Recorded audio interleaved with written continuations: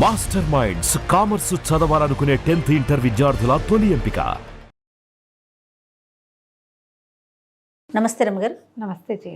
రమ్మగారు, ఇంట్లో ఫ్యామిలీలో ఎవరైనా చనిపోతే మళ్ళీ వాళ్ళు అదే కుటుంబంలో జన్మిస్తారా? జనరల్గా కోరుకుంటూ ఉంటారు, మా నాన్నలా ఉన్నారు, మా అమ్మలా ఉంది, మా అమ్మే మళ్ళీ పుట్టింది, మా నాన్నే మళ్ళీ పుట్టారు, అట్లా అనుకుంటారు కదా. నిజమేనంటారు అంటే అది సాధ్యమా? నమ్మలేం జయ, నమ్మలేము. ఎలా అంటే అసలు ఇది పునర్జన్మనే నమ్మని కాలం. నమ్మని కాలం. మనం ముందు ఎక్కడో పుట్టామని, ఇప్పుడు ఇక్కడ ఉన్నామని, ఇంకెక్కడో పుడతామని, ఇవన్నీ కర్మ సిద్ధాంతాలు భారతీయుల నరనరాల్లో జీర్ణించుకుపోయి ఉన్నాయి. ఆర్గానిక్ పద్ధతిలో మీ చర్మాన్ని తెల్లగా మార్చుకోవాలనుకుంటున్నారా? సంప్రదించండి డాక్టర్ మాధవిని. పుట్టిన వాళ్ళు కూడా కొంతమంది ఎక్కడో పుట్టి మా ఇల్లు ఇది కాదు ఫలానా చోట అని చెప్పిన వాళ్ళు కూడా ఈ మధ్య కొంతమంది కొన్ని చోట్ల మనం సోషల్ మీడియా వల్ల తెలుసుకుంటున్నాం. కానీ మరణించిన వాళ్ళు అదే కుటుంబంలో పుట్టటము అనేది వెంటనే జరగకపోవచ్చు. వీళ్ళు అంత రుణపడి ఉంటే ఆ కుటుంబానికి ఎన్ని తరాల తర్వాతో జరగచ్చు, కానీ రెగ్యులర్గా జరగదు. తరచుగా ఇవాళ నిన్న నాన్న చనిపోయి మన ఇంట్లో పుట్టారు అనుకోవడానికి వీల్లేదు. అంతా మా నాన్న పోలికే. నాన్న పోలికలు జీన్స్ తోటి వస్తాయి. జీన్స్ ఉన్నాయి కదా ఇక్కడ. జీన్స్ వల్ల ఏమిటి? మా నాన్న పోలిక. నేను ఎప్పుడు చెప్తానా మా నాన్నగారి పోలిక కార్తీక్ అని. మా నాన్నగారు చనిపోయినాటికి నాకు 13వ సంవత్సరం చేయ 12 ఏళ్ళు నిండినాయి. 13వ ఏడు దాదాపుగా మా నాన్న చనిపోయిన ఇంచుమించుగా 20 ఇయర్స్కి కార్తీక్ పుట్టాడు, మా చిన్నబ్బాయి. వాడికి బాగా మా నాన్నగారి పోలికలు ఉన్నాయి. ఈ మధ్యలో కనీసం 10-12 మంది పిల్లలు పుట్టారు. అందరి పిల్లలకి ఏవో ఒక 1-20 చిన్నవి ఉన్నాయి పోలికలు. వీడికి ఎక్కువ ఉన్నాయి. మా నాన్నగారి చేతి పనితనం కూడా, ఆయన అన్ని రకాలు చేసేయగలిగేవాళ్ళు, చాలా క్విక్ లెర్నర్. వాడి ధోరణి కూడా మా నాన్నగారిది. ఇప్పుడు నాన్నే అనుకోవడానికి వీల్లేదు. పోలిక నాకు పెద్దగా మా నాన్నగారి పోలికలు లేవు. నా పిల్లలకి రావచ్చు కదా, అవకాశం ఉంది కదా. జీన్స్ ఉన్నాయి కదా, జీన్స్ ఉంటాయి కదా. ఈ జీన్స్ మనకి ఎన్ని తరాల దాకా ఉంటాయి జయ? 5-6 తరాల దాకా జీన్స్ మనని వెంబడిస్తాయి. అవును, మన వెనకాల ఉంటాయి. 7 తరాలు ఇటు 7 తరాలు అనేవాళ్ళు ఇది వరకు. మేనమావల పోలికలు వచ్చే పిల్లలు కనపడరా మనకి? ఖచ్చితంగా కనిపిస్తుంది. చింతాత పోలికలు వచ్చేవాళ్ళు. జీన్స్ వల్ల మనకి పోలికలు కనపడి వాళ్ళే వీళ్ళు లాంటి ఉద్దేశంలోకి వెళ్తాం, కానీ సినిమాటిక్గా మాత్రం జరగదు. మనం కథలు ఇలాంటివి వాటికి ఆధారంగా కనపడుతుంది. అసలు మనం ఎక్కడ పుడతాము, ఎలా పుడతాము అనేది మనం కర్మ సిద్ధాంతం ప్రకారం అయితే మనకున్న బాకీలు, మనం ఎవరెవరికి ఎలాంటి రుణాలు పడ్డామో, ఎవరికి రుణపడుతున్నామో, ఎవరి దగ్గర రుణం తీసుకున్నాం, వాళ్ళకి అటు మనం ఇవ్వడము పుచ్చుకోవటము అంతే. దానిని బట్టి మన జన్మలు ఉంటాయని చెప్తుంది శాస్త్రం. ఇందులో తపస్సు చేసేవాళ్ళు, రెగ్యులర్గా పూజ చేసుకునేవాళ్ళు, ఏదో మెడిటేషన్ చేసేవాళ్ళు, ఏదో ఒక సాధన చేసేవాళ్ళు, దేశ సంక్షేమం కోసం పనిచేసేవాళ్ళు, వీళ్ళందరూ కూడా తాము ఏం చేయదలుచుకున్నారో బృహత్కార్యం కొంత మటుకు చేసి సాధన చేసి చనిపోయారనుకో, వచ్చే జన్మలో ఆ సాధన వాళ్ళకి ఏదో ఒక వయసులో అందుతుందంటారు. కానీ ఇదే కుటుంబంలో పుడతారని చెప్పరు. అదే అట్లాంటి చెప్పడానికి ఉండదు.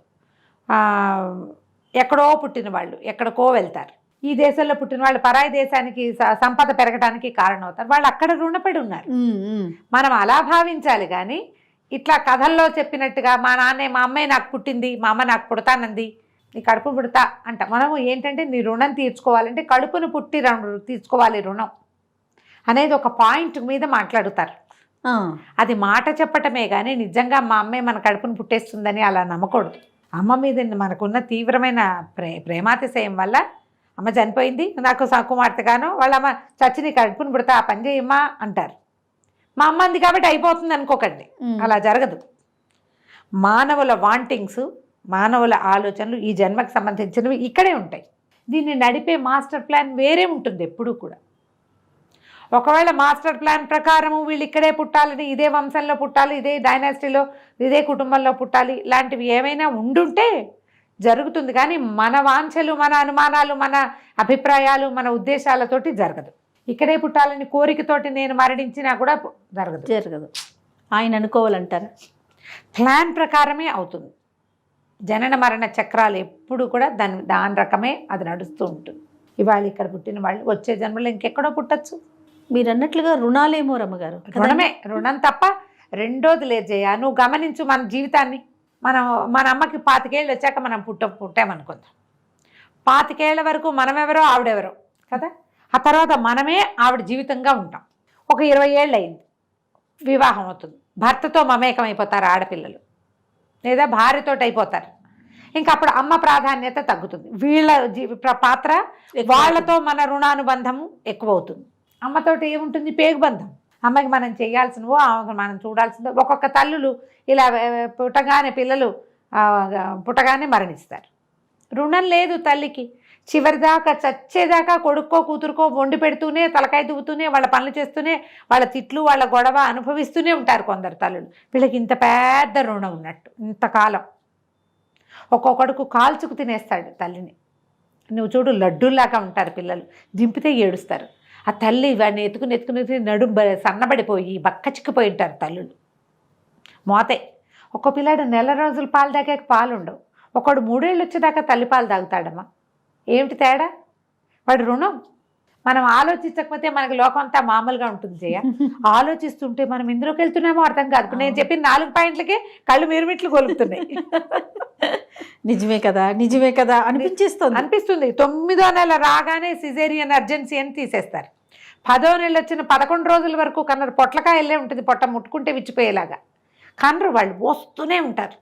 అప్పటికి చాలా ఫుల్ టర్మ్ 10 నెలలు వచ్చాక కలిగే వాళ్ళు కొంతమంది ఉంటారు. ఈ రోజుల మోత కూడా రుణమే జయ. పిల్లని మోయటం ఈజీయా? పైగా 9 నెలలు నిండేసరికల్లా కాళ్ళు పక్కకు వచ్చేస్తాయి. పొట్టకి భూమి దిగిపోతుంది. నడవలేరు, కూర్చోలేరు, పడుకోలేరు, తినలేరు.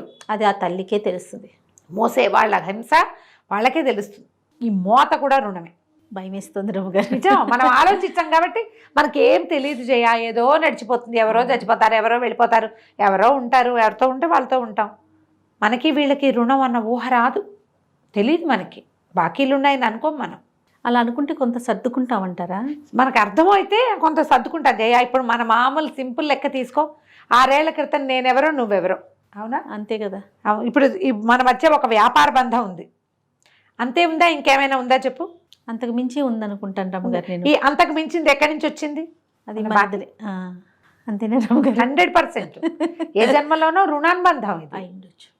ఏ జన్మలోనో మనం ఒకే గర్భవాసాన్ని పుట్టుండొచ్చు, ఒక ఇంట్లో పెరుగుండొచ్చు, ఒక చెట్టు మీద 2 చిలకలం అయి ఉండొచ్చు. మనం చిలకలమో పిచ్చుకలమో ఏదైనా కావచ్చు.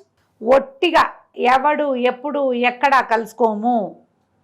కేవలం రుణాలతోటే కలుస్తాము. ఇది మన సిద్ధాంతం. లేకపోతే వాళ్ళెవరో మనం ఎవరో జయ. ఎలా కలుస్తాం? ఇప్పుడు నేను ఎంతమందితోటో మాట్లాడతా. ఒక మంచి మాట చెప్తే వాళ్ళ టైం కలిసి వస్తుంది, వాళ్ళకి ఏదో కలిసి వస్తుంది. రుణం బాకీ ఉంటే పుడతాం, లేకపోతే పుట్టాం. మనం ఆ ఇంట్లోనే పుట్టాలి అని సినిమాల్లో పుడతామని చూపించినట్టుగా నమ్మకండి. భగవంతుడి మీద భారం వేసి ఉండాలి. మనం ఒక్కటి అర్థం చేసుకోవాల్సింది ఏంటంటే, ఈ ఏదైతే మనం ఇప్పుడు ఉన్నామో అది మనం కాదు. మనం ఇక్కడ కలగడానికి ఒక అవకాశం ఇచ్చింది యూనివర్స్. ఇక్కడ కలిగినందుకు ఏ దాంట్లో మనం ఏ ఫ్యామిలీలో అయితే మనం పుట్టామో, ఎందులో అయితే ఉన్నామో దానికి చెడ్డ పేరు రాకుండా ఆ పాత్రకి తగిన న్యాయం చేద్దాం. తర్వాత ఇంకెక్కడ పాత్రలో ప్రవేశపెడతాడో భగవంతుడు, దానికి సిద్ధం అవుదాం. దానికోసమని సాధ్యమైనంత మంచి పనులు చేద్దాం. సాధ్యమైనంత ఎవరిని హింసించకుండా, బాధించకుండా, ఇబ్బంది పెట్టకుండా, ఎవరికి రుణపడిపోకుండా ఉంటే అసలు పుట్టాల్సిన అవసరాలు కూడా రావు. అంతే. బాకీలే తీర్చుకుంటాం.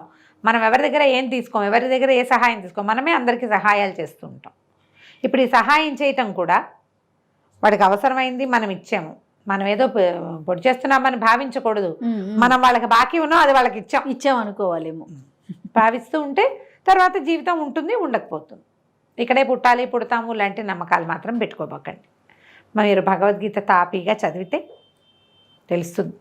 ఏదైనా ఉపనిషత్తులు అవి కఠోపనిషత్తులు లాంటివి ఎక్కడైనా వినడానికి అవకాశం లభిస్తే వాటిని వినండి. మీకు ఇది నేను, ఇది నాది, ఇదంతా నా కుటుంబం, నేను ఇక్కడే పుట్టాలి ఇలాంటి భావాలు కూడా దొరికిపోతాయి. అవి కూడా పోగొట్టుకోవాలి. వాస్తవం అసలు మనకి వాస్తవం ఏమిటో అర్థం కాదు జయ చచ్చి.